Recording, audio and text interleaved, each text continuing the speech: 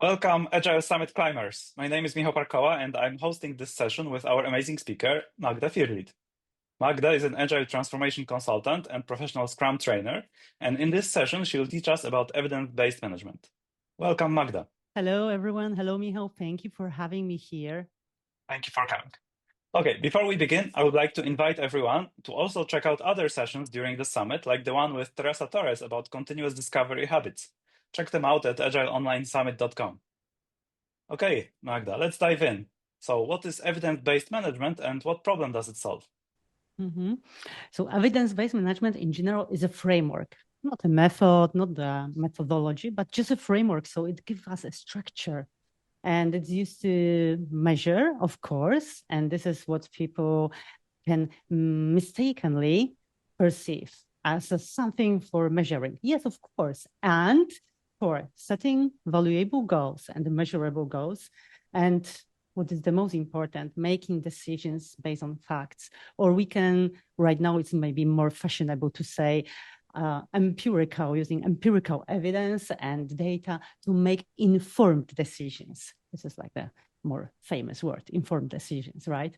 So we would love to make informed decisions based on data, based on facts, but right data, not all data that may appear. But probably we will be touching this topic a little bit later, right, Michał? Yes. So informed decision making. How would one get started? Let's say I want to do evidence-based management. You convinced me in this interview, and I want to start in my company, in my product. What do I do? So what I mostly always recommend is see what you have for now. What do you measure? What kinds of goals do you have? And starting with what you have and what goals are in your organization applied, or maybe in your department, or maybe in your product, it's relatively easier because we can see which of those metrics are helpful for you to make any decision, or how those goals are structured. Maybe there are very important, relevant goals for your organization. But sometimes what I've noticed in organizations, goals are just goals, like do something, but why? Why it's so important that we put it as our goal?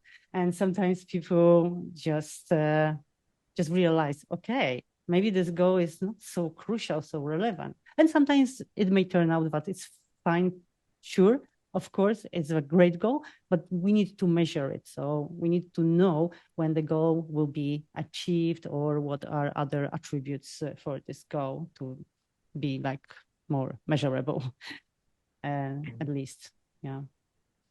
And what is also important, this cadence and empiricism. So we need to see what is like the right cadence to validate, to verify our data, because old, irrelevant, like obsolete data are not really useful. But I've seen so many things in organizations like they are using like a year-old data or 2-year-old data. So that might be also something that we need to pay attention to.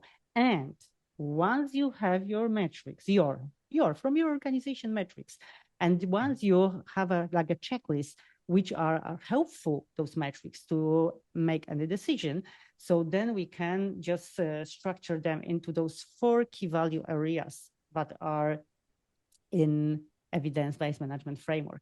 And the first of them is current value. So what we have for now, what kind of value? Yes, because value measurement here also is crucial.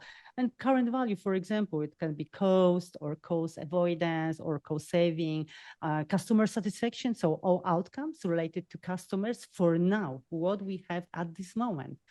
And for example, revenue. So all like a business related measures and also customer related measures. And then unrealized value. So it is a potential, like a gaps to be closed. And very often it may turn out that we don't have them. We don't measure any potential, like potential market share or customer satisfaction gaps. So that's also very interesting once we do such exercise.